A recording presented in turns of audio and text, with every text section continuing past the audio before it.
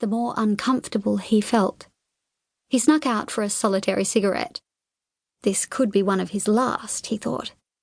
She had said that afternoon that she would never date a smoker. When everyone was finally ready, the group made its way into town. They were careful not to walk too close to one another, their afternoon still too precious to be soiled by potential teasing from the others. He was back in the same clothes he had worn on their date, while she had on yet another outfit, a figure-hugging black velvet dress, tights, and boots. At their first stop, she downed 2 drinks. She was a terrible drinker, and 2 gin and tonics in quick succession were enough to make her feel light-headed and bold.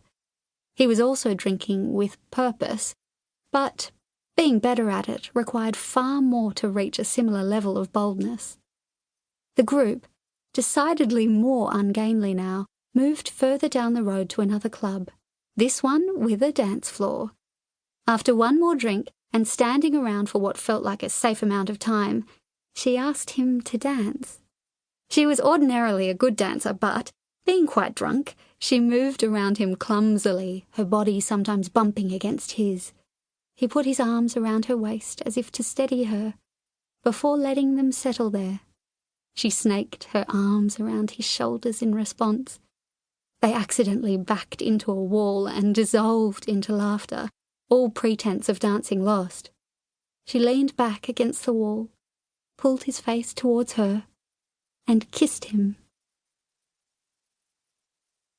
Discovery, 26 July. I found some hairs last night, long and dark, glaring at me against the white tiles of the bathroom floor.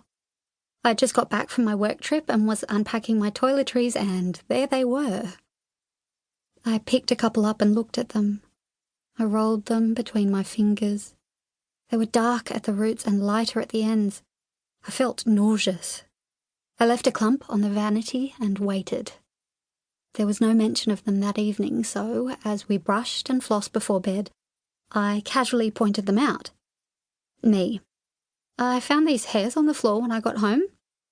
Jess. Really? I don't know anything about them. Me. Are you sure? Jess. Yes. I scooped them up and put them in the bin. I didn't push it. Something told me not to. Things haven't been good between us, as it is. Now that I think about it, they haven't been good since a month or so after my last overseas trip. Jess hadn't wanted me to go. I was actually quite worried.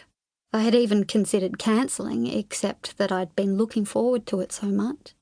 Doing all my favourite things in all my favourite places, getting off the Heathrow Express, walking the 2 blocks to the SAS, hauling my suitcase up and down the inexplicable staircases, doing my ultimate Saturday, the walk through the Muse houses into the park, traipsing off towards Notting Hill, having breakfast at the bakery, trawling for whimsies and vintage clothes at the market before heading back past the little houses with ornate door knockers, the flower-covered pub, and the huge white townhouses until I arrived at the V&A, where I would see all the things I always saw, especially the great bed of ware.